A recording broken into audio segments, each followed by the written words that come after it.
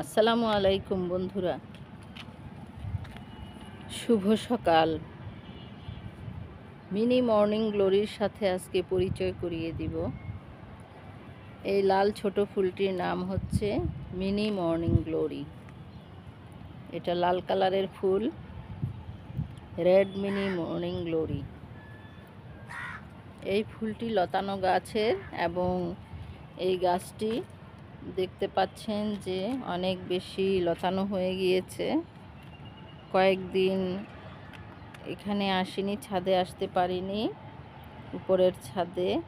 তো এই গাছটি আসলে বীজ পড়ে হয়েছে, লাগানো হয়নি, বীজ থেকে উঠেছে। উঠে দেখুন কেমন করে সব কিছুকে চারিদিকে জড়িয়ে ধরেছে। এটা হচ্ছে আপেল গাছ, আপেলের চারা। এই আপেলের চারাটার থেকে, এই গোড়ার থেকে গাছটা হয়ে এই গাছটা বিভিন্ন দিকে ছড়িয়েছে। এদিকে কামরাঙ্গা গাছ, এদিকে কসমস গাছ, এদিকে মধুমঞ্জুরি গাছ, মধুমঞ্জুরি বা মধুমালতী, এদিকে তুলসী গাছ হয়ে এটা দারচিনি গাছের উপরে চলে গিয়েছে। আমি আগাগুলো ছিঁড়ে দেই। 4-5 দিন এখানে আসি নাই, এই অবস্থাটা হয়ে গিয়েছে। এদিকে পঞ্চমুখী জবা গাছের উপরে উঠেছে। এই যে অনেক সুন্দর বাতাস এসেছে, হিমেল হাওয়া।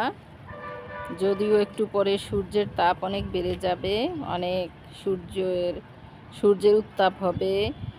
কয়েকদিন ধরেই সূর্য খুব বেশি উত্তপ্ত হয়ে গিয়েছে। আশ্বিন মাস, এখনও অনেক গরম। ইংরেজি সেপ্টেম্বর মাস শেষ সপ্তাহের দিকে চলে এসেছে। তো এখন দেখুন বন্ধুরা, এই গাছটির সাথে পরিচর্যা এবং গাছটির সম্পর্কে কিছু বলবো। এটা হচ্ছে গাছের পাতা, ত্রিভুজাকৃতির পাতা। এগুলো তো দেখলেন, এগুলো হচ্ছে ফুল। ফুলগুলি এখনো ভালো করে ফুটেনি, যদিও 2-1টা ফুটেছে।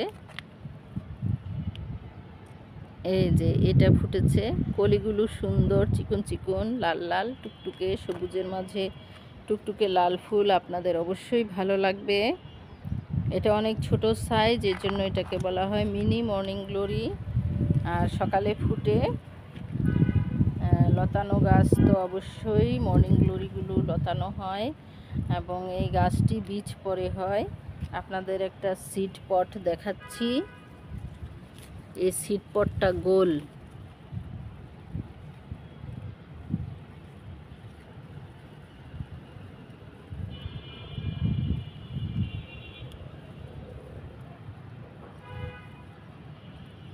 এবং অনেকগুলো ফুল যেহেতু ফুটে, সেজন্য সিড পটের মধ্যে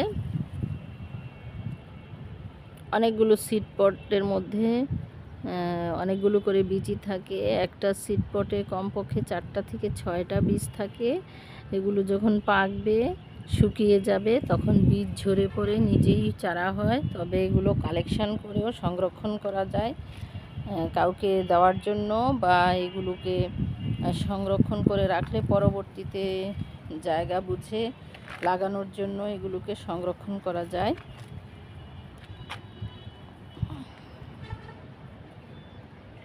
কত সুন্দর লাগে সবগুলো ফুল যখন ফুটবে একসাথে।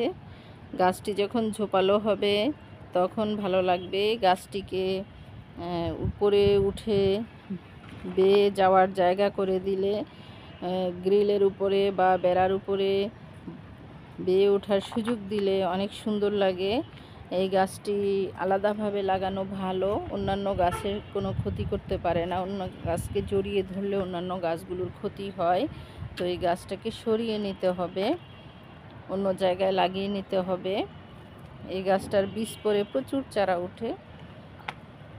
এই গাছটির যত্ন হচ্ছে, রোদ লাগবে, উপযুক্ত পরিমাণে মাটি ও পানি লাগবে।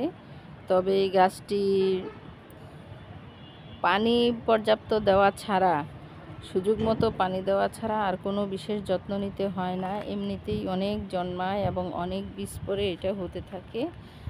তো এটার জন্য বেশি পরিশ্রম করতে হবে না। আপনারা এই গাছটি লাগাতে পারেন বীজ সংগ্রহ করে নিয়ে, অথবা চারা নিতে পারেন। অনেক চারা উঠে যায় জায়গায় জায়গায়।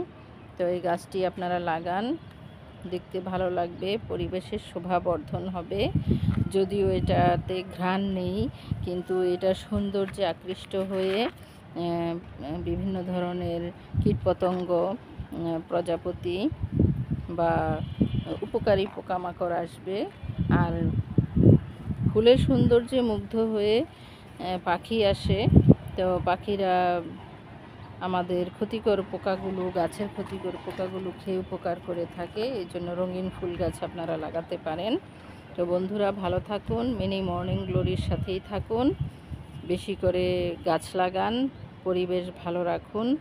যত বেশি গাছ লাগাবেন বাংলাদেশের আবহাওয়া তত সুন্দর হবে, আর আমরাও ভালো থাকব, ভবিষ্যৎ প্রজন্ম ভালো থাকবে।